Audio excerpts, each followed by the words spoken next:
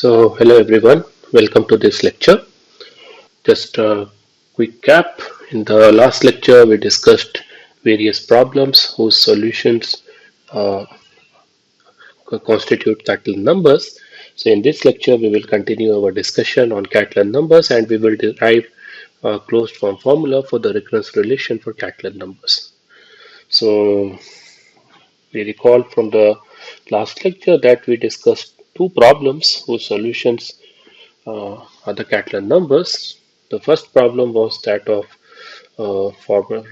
coming up with a number of strings with n pairs of opening and closing parentheses, where a string is called as a valid if whenever we scan the string from left to right, then at any point of time or at any position in the string, uh, the number of each instance of an opening parenthesis has a closing parenthesis. Okay.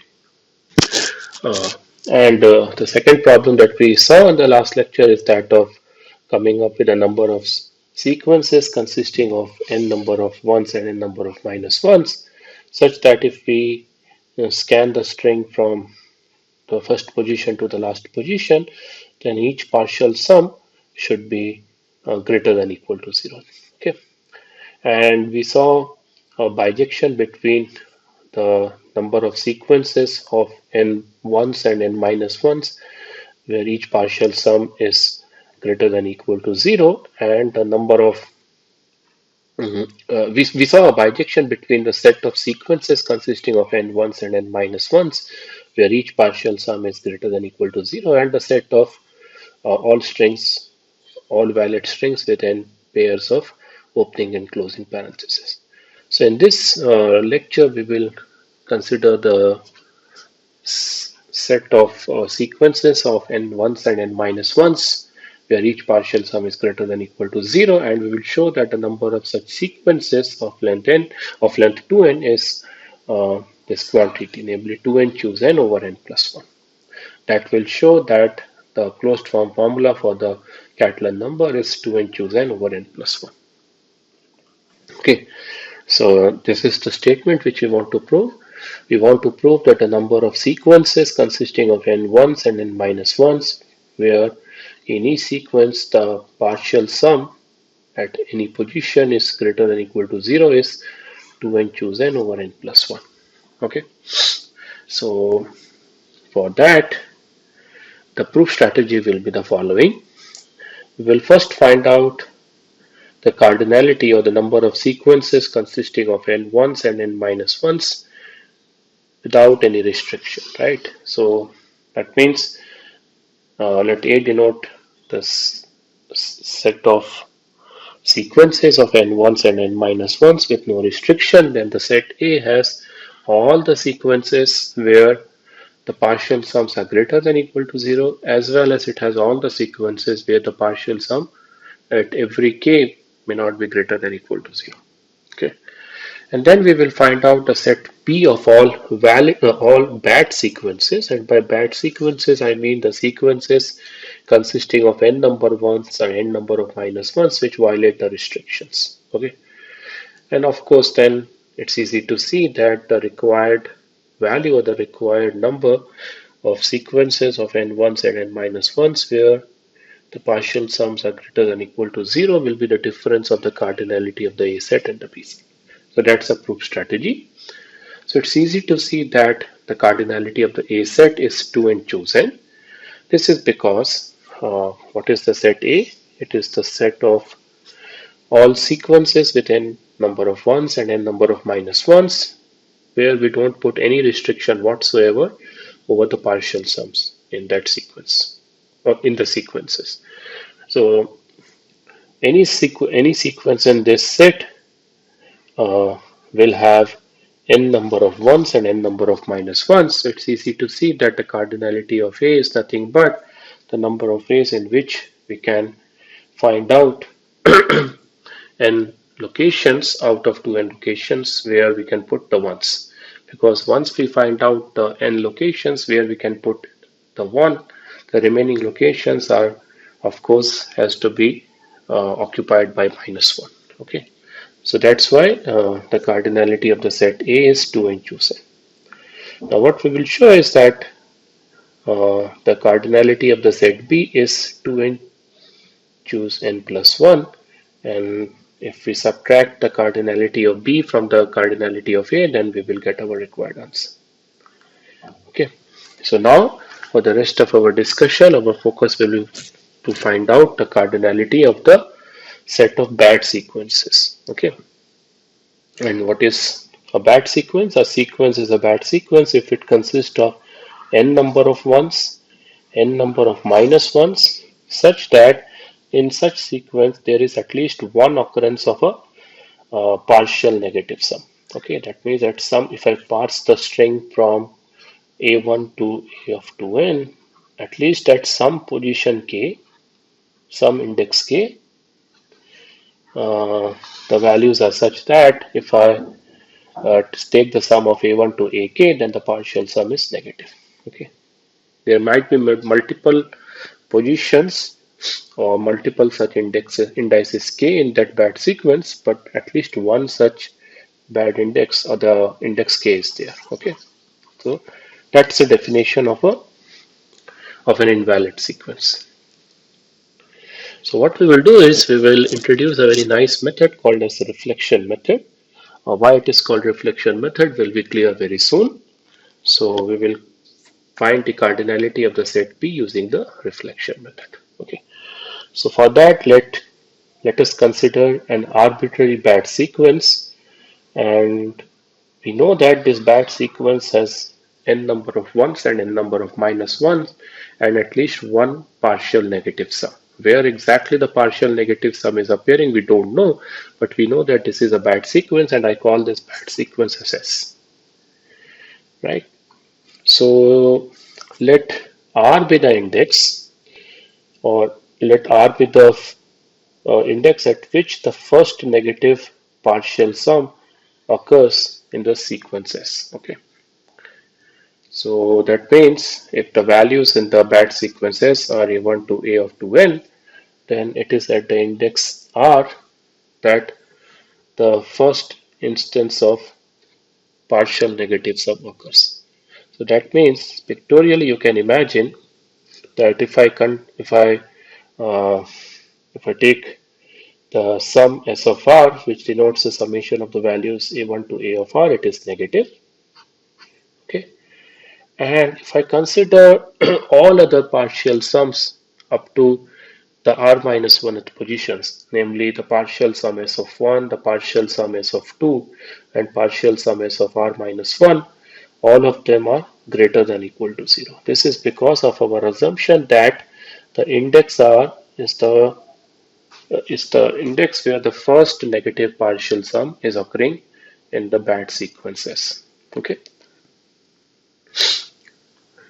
So now we will do the following. We will derive or conclude some properties regarding the values that are there in our bad sequence, and based on that we will complete our proof. So our first claim is that in this bad sequence S, the value at the position R is definitely minus 1.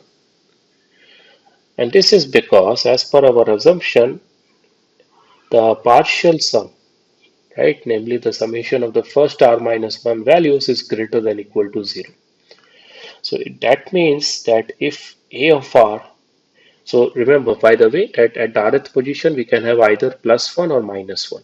So if s of r minus 1 is greater than equal to 0, and if my rth value, the number at the rth position, is plus 1, then definitely s of r will also be positive. Okay, but that goes against the assumption that S of R, namely the partial sum at rth position, is negative. Okay, so this is an easy claim. The second claim is that if the index R is greater than 1, then the partial sum till the R minus 1th position is 0. Okay, and again this is because of the fact that if this is because of the fact that R is the index where the first negative partial sum is occurring, right? So if r is equal to 1, definitely this claim is not true because r minus 1 is not there if r is equal to 1.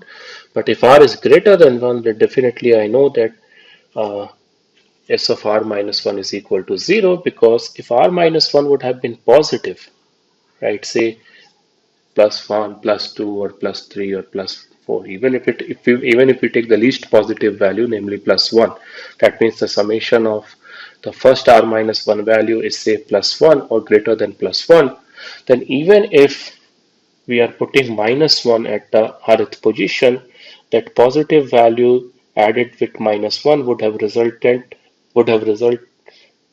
given the partial sum s of r to be 0 or more than 0. But that goes against the assumption that s of r, or the partial sum at the rth position, is negative. Okay.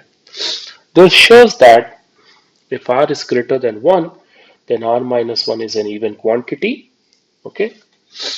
Because if the partial sum at r minus 1th position is 0, that means by the time we have reached r minus 1th position, we have encountered equal number of ones and minus 1. So that's why r minus 1 will be an even quantity, and it will have and in the first r minus 1 positions we would have encountered k number of ones and k number of minus ones, where k is greater than equal to 1.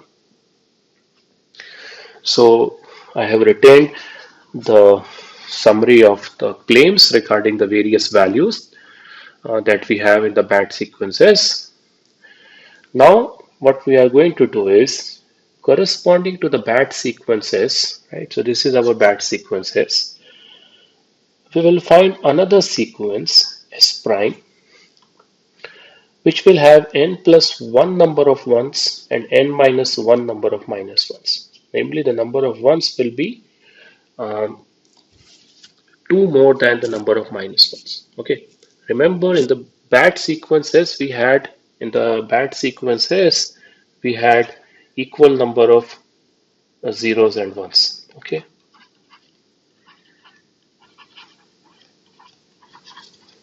Equal number of ones and minus ones, sorry. But now we are going to define a sequence as prime corresponding to the sequences which will have the number of ones which will have two which where the number of ones will be two more than the number of minus ones. Okay. And this is done as follows. So let me first demonstrate how exactly we construct the sequence as prime corresponding to the sequence S for the case where n is equal to 2, and then we will see the general method for any n. So these for n equal to 2, okay, we have four possible batch sequences consisting of two ones and two minus ones. Okay. And now for each of these batch sequences, I have highlighted um, the first occurrence of partial negative sum, okay, in that sequence. So for instance, if I consider the first sequence, my r is equal to 1, because the first because at r equal to 1 I have an occurrence of partial negative sum. Okay. For the second string also, my r is equal to 1. My third For my third batch sequence also, r is equal to 1. But for my fourth batch sequence, r is equal to 3, because if I consider the partial sums s of 1 for this batch sequence, then it is positive. If I consider the partial sum at position 2, then it is 0. Okay, still it is not negative. And only when I consider the partial sum at position 3, it becomes negative. So that's why r is equal to 3 for the for the fourth batch sequence. Okay.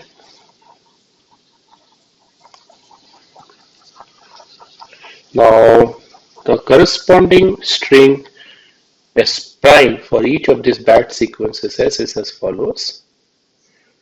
If you see here, what I have done basically is uh, for each of the batch sequences S prime, the remaining portion of that bad sequence, right, which is occurring after the first instance of the negative sum, partial negative sum, is retained as it is. So we had this minus 1 comma 1 comma 1, they are retained as it is, and whatever sequence, partial sequence we had, where the first occurrence of partial negative sum is occurring, I'm just converting each minus 1 to plus 1 and each plus 1 to minus 1. Well, in this case, there is only one value in the sequence, so that minus 1 gets converted into plus 1. Okay. In the same way, for the second bad sequence, the remaining portion of the sequence after the first occurrence of partial negative sum is retained as it is, and then in the sequence which has the first occurrence of negative sum, partial negative sum, we replace minus 1 to plus 1 and so on. Okay, if you take the third sequence, then this unhighlighted portion remains as it is. And now you see the highlighted portion, namely the sequence which has the first partial negative sum. There we convert each 1 to minus 1 and vice versa. Right? So if this is my S, this is the S prime. If this is my S, this is my S prime. If this is my S, and this is my S prime. And for this fourth S, this is my S prime. And now you can see in S prime we have the number of ones exceeding the number of minus ones by 2. Okay. So now let's see the general process. The process to obtain S prime from S is as follows. We reverse the sign of A1 to AR. Okay. So remember, as per our assumption, AR or R is the first index such that the partial sum S of R is negative. So what we do is we convert A1 to minus A1, A2 to minus A2, and so on. Okay. And the remaining portion of the bad sequence S is retained as it is. Namely, A of R plus 1 is retained as it is, A of R plus 2 is retained as it is, and so on in S prime. So now let's count the number of ones and minus 1 in the sequence S prime. So if I consider the portion where the occurrence of partial negative sum is there, namely if I focus on the portion of the sequence till the rth position, then I know that the number of minus ones is more than the number of ones by one position. This is because, as per our claim 2, till the r minus 1th position, the sequence S has equal number of ones and minus ones, namely k number of ones and minus 1. And since at rth position the partial sum becomes negative, that is because at the rth position we have a minus 1. So that's why we have one more minus 1 compared to the number of ones till the rth position. And since my overall sequence S has n number of ones and n number of minus ones, that means in the remaining portion of the sequence S, the number of ones will be n minus k, and the number of minus ones will be n minus k plus 1, which is this value. So now what we can say about the number of ones and minus ones in S prime. So the number of ones and the number of minus ones in the in this half, in this portion of S prime, is same as the number of ones and number of minus ones in this portion of S. Okay, no change in the number of ones and minus ones in this portion of S prime, the later portion of S prime, the remaining portion. Whereas if I consider the first portion of S prime, namely which is obtained by reversing the signs of A1 to AR, then the number of ones and minus 1 are as follows. The number of ones in this portion, right, it will be same as the number of minus ones, because as per the, due to the reversal of the signs, all the minus ones, they will be converted into plus ones. And due to the same reason, due to the reversal of the ones to minus ones and minus ones to ones, the number of minus one in this position, in this portion of S prime will be same as the number of ones in the highlighted portion of S, which is K. So that tells you that if I sum the total number of ones in S prime, then it will be K plus 1 plus n minus K, which is n plus 2. And if I find the number of minus ones, it will be K plus n minus K minus 1, which is same as n minus 1. So that means the number of ones is 2 more than the number of minus 1 in S prime. Okay. So that, and now you might have understood that why we are calling the method of finding the cardinality of the set B as the reflection method. If you see closely this process of reversing the sign of A1 to AR, it is like reflecting the ones to minus ones and minus ones to plus ones. So that's why the method is called as the reflection method. So what we have done till now is we have converted, we have found a new sequence S prime for each bad sequence S. Okay.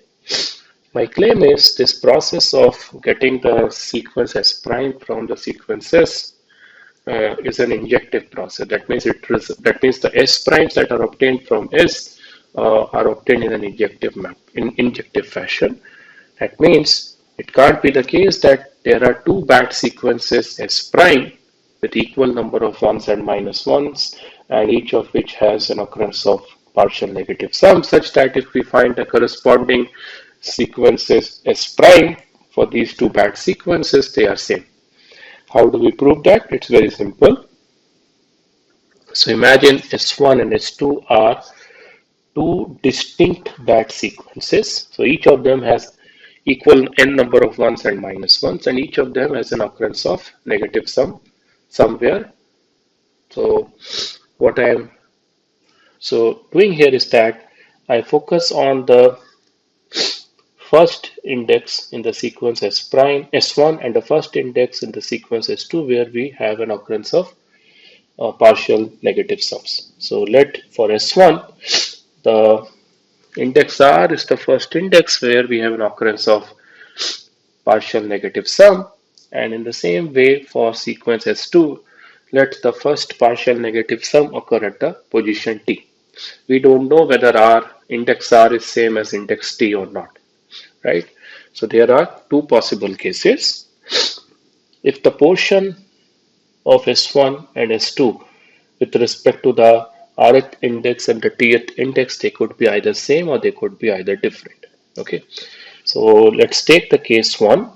If the subportion of S1 till the rth position and the subportion of S2 till the tth position, they are different, then I don't care what is the remaining portion of S1 and S2. Because of the reflection method, the corresponding sequences S1 prime and S2 prime, which are obtained by the reflection method, they will be different. Because in the reflection method, in S1 prime, the signs of A11, A12, A of 1R will be reversed. And in S2 prime, the signs of A21, A22, A of 2T will be reversed. Now, since in S and S prime, the portion till the rth position and the portion till the tth position in S1 and S2 were different, if I reverse their signs, then I know that till the rth position and the tth position, the portion till the rth position and the portion till the tth position in the reflected strings in S1 prime and S2 prime also will be different. Whereas case 2 is when R is equal to T, basically, or okay. So if that is the case, then in S1 prime and S2 prime, uh, the values till the rth position and the values till the tth position also will be same because of the reversal of the sign. But then what I can say is that in S1 and S2, the remaining portions of the strings were different. This is because As per our assumption, S1 and S2 are two distinct strings. So if till the rth position and till the tth position S1 and S2 were respectively the same, since S1 and S2 are overall different, it means that the remaining portion of S1, that means the portion of S1 from R plus 1th position to the 2nth position, and the portion of S2 from the t plus 1th position to the 2nth position, they are different. Because if they are also same, that means S1 and S2 are the same string, but that goes against the assumption that S1 and S2 are two distinct strings. So in this case, even if the reflected portions in S1 prime and S2 prime are same, the remaining portion of S1 prime and S2 prime, which are copied as it is from S1 and S2 respectively, they will be different. So that shows that the above process of or above mapping from S to S prime is an injective mapping. So if I consider this red circle, which is the set of all batch sequences, so this is our set B as per our construction. Namely, it has all sequences with equal number of ones and minus ones, which has at least one occurrence of partial negative sum. And we have another set, right, which I call as, say, the set C, which is the set of all sequences which of ones and minus ones, where the number of ones is 2 more than the number of minus ones. And we have established an injective mapping, namely the reflection method, uh, from the set B to the set C. Now what we will prove is that the above process of converting the string S, any batch sequences, to a corresponding sequence S prime, that mapping is also a surjective mapping. And that will show that the cardinality of the set B and the cardinality of the set C are the same. So for proving that our mapping F is a surjective mapping, what we have to do is we have to take any arbitrary sequence in the set C and we have to show corresponding to that there is a batch sequence. So let us do that. So imagine I take an arbitrary batch sequence S prime, where the number of ones is 2 more than the number of minus ones. Okay. Now corresponding to that, our goal will be to show an existence of a batch sequence which has equal number of ones and minus ones and which has at least one negative partial sum. Right.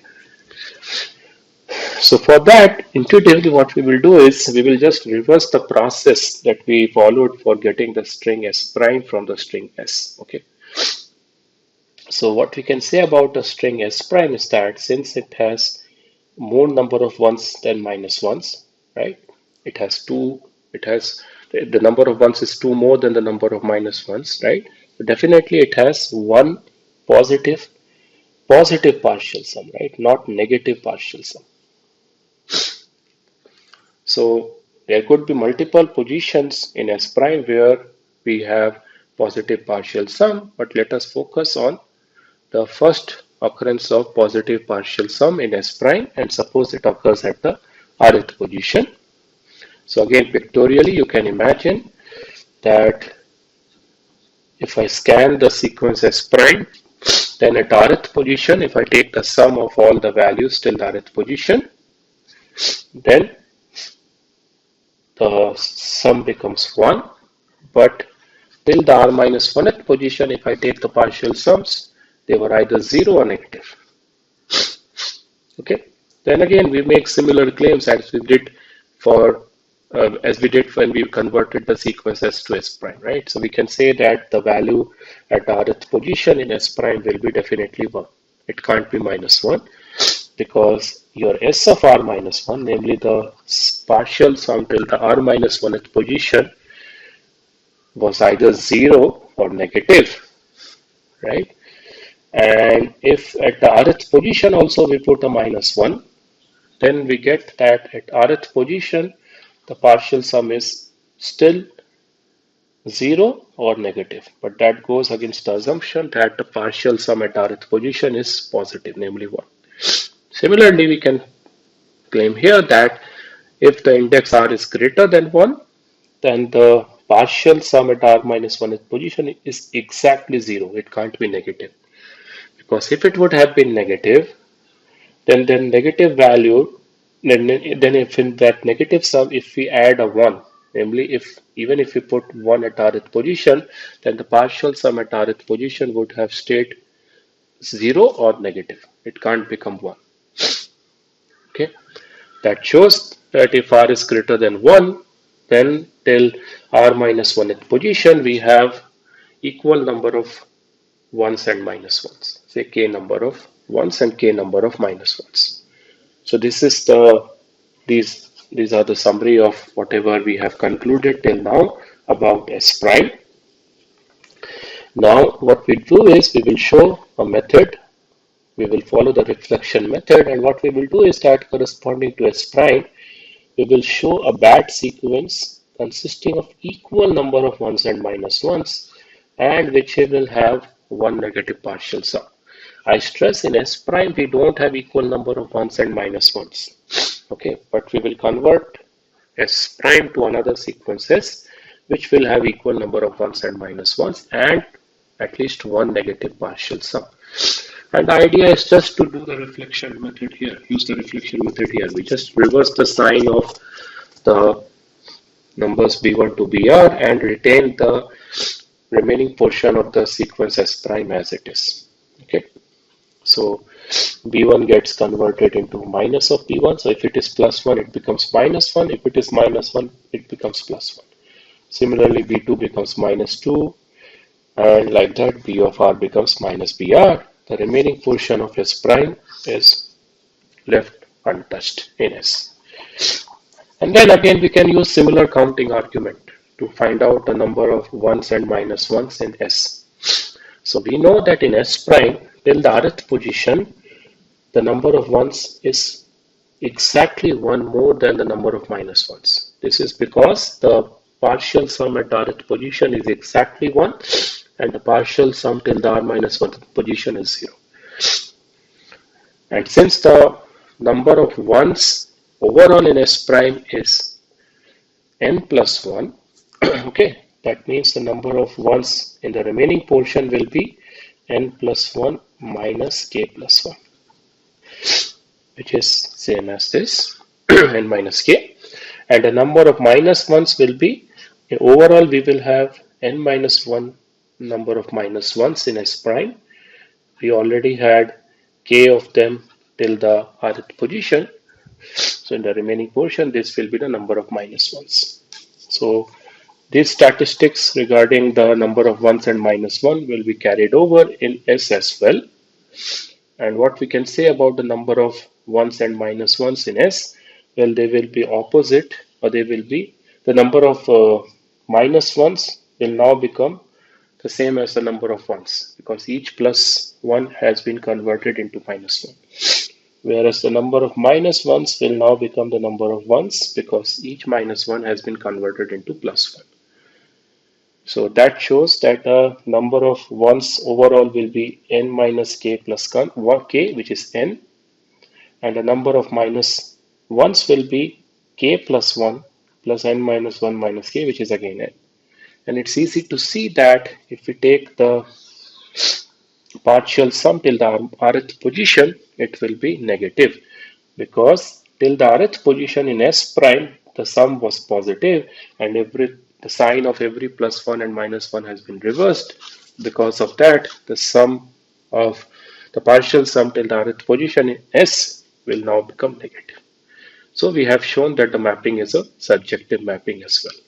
Right? So going back to the proof of finding the cardinality of the set of bad sequences, we have the set A, which is the set of all sequences of equal number of ones and minus ones without any restriction. We know there are 2n, choose n such strings, and we just established that the number of bad sequences, namely which violates a restriction, will be 2n, choose n plus 1, because we just established a bijection from the set of all bad sequences with equal number of ones and minus ones and violating the restrictions to the set C of all sequences which has n plus 1 number of ones and n minus 1 number of minus ones.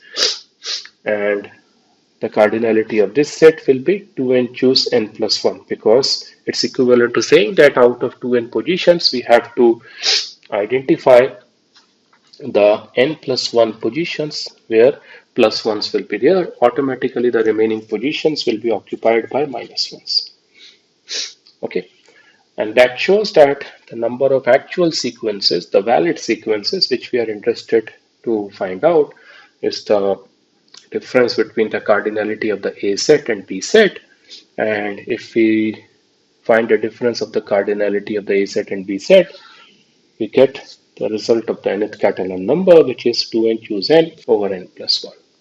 Okay, so that brings me to the end of this lecture. Just to summarize, in this lecture, uh, we extensively derived the closed form formula for the Catalan number, and for that we introduced the reflection method. Thank you.